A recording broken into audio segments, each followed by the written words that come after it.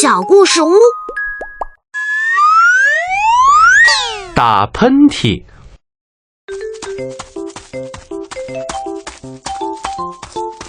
晶晶，我追上你了！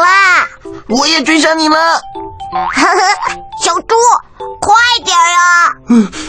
你们跑得我一身汗，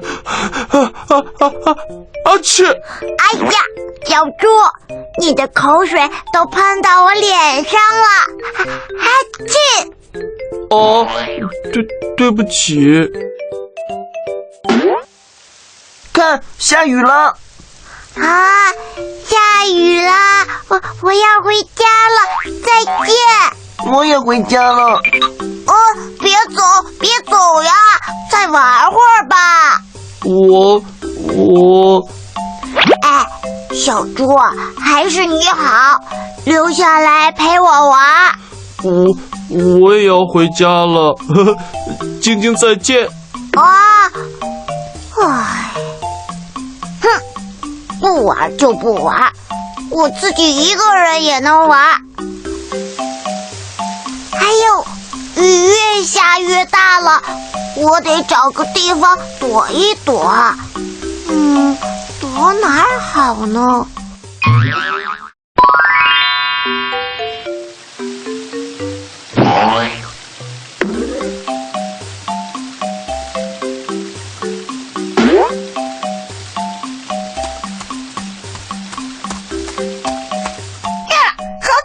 好紧呀！是啊。对不起。晶晶，你在哪儿啊？乐乐，我在这里。啊，晶晶，快到雨伞下面来，淋湿了会生病的。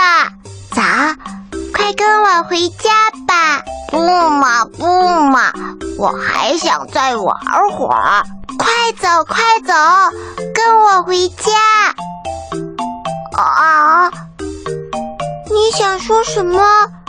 啊，你要唱歌吗？是让我看你嘴里有什么东西吗？什么都没有呀。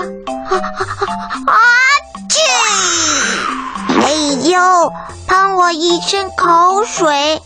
晶晶，这样对着别人打喷嚏可不好。为什么？对着人打喷嚏不礼貌，还会把口水喷在别人身上。啊，那要怎么打喷嚏？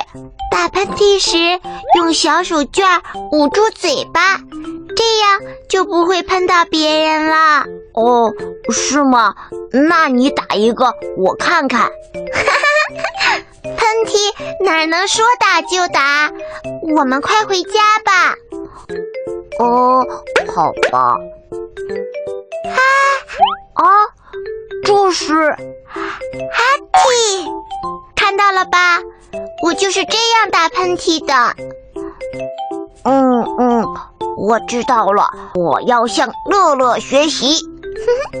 晶晶真乖，看我的！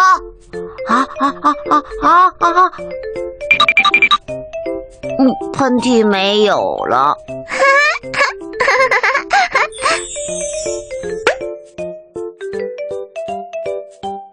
小朋友们，今天的故事就讲到这里啦。